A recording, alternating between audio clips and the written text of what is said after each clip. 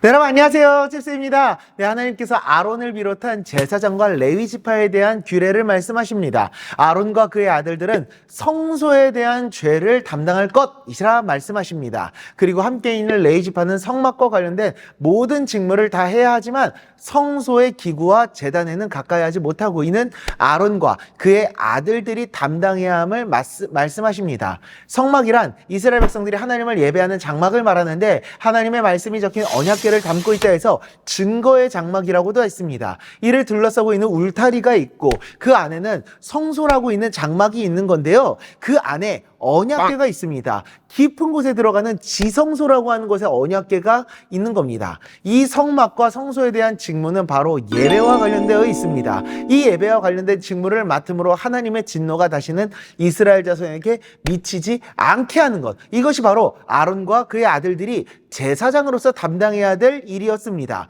바로 제사장들은 하나님의 중보자가 된다는 말입니다. 백성들의 죄를 담당하는 제물과 제사를 드림으로 하나님께서 이스라엘의 죄를 사하는 예식을 거치고 하나님께 나아갈 수 있도록 통로와 중보자 역할을 담당하는 사람들이 바로 제사장들이라는 겁니다. 그래서 제사장 직분을 선물이라고 말씀하셨던 겁니다. 선물이라는 게 너만 받은 선물이고 축복이다 라고 말하는 의미가 아닙니다. 그만큼 가치 있는 직분이라는 말이고 그만큼 대신에 부담이 생기는 직분이라는 것을 의미합니다. 이스라엘 전체의 죄가 담당되어 있으니 기쁨보다도 부담이 더 클 것입니다. 다만 그들이 이스라엘의 중보자 역할을 한다는 것은 그들의 역할 자체가 이스라엘에게 선물이 된다는 겁니다.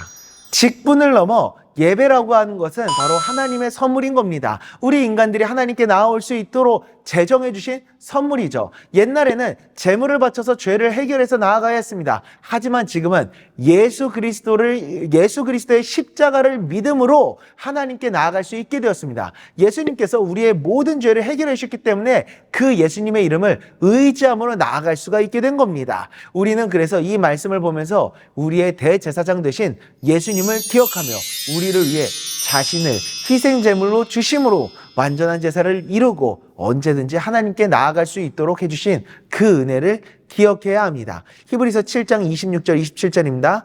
이런 대제사장은 우리에게 합당하니 거룩하고 악이 없고 더러움이 없고 죄인에게서 떠나 계시고 하늘보다 높이 계신 이라. 그는 저 대제사장들이 먼저 자기 죄를 위하고 그 다음에 백성의 죄를 위하여 날마다 제사 드리는 것과 같이 할 필요가 없으니 이는 그가 단번에 자기를 드려 이루셨음이라. 아멘. 우리를 위해 자신을 드리심으로 완전한 예배를 완성하신 예수님을 기억하며 그 예수님께 감사하며 예수님의 이름으로 하나님께 나아가는 온전한 예배자가 될 수 있기를 간절히 소망합니다. 기도하겠습니다.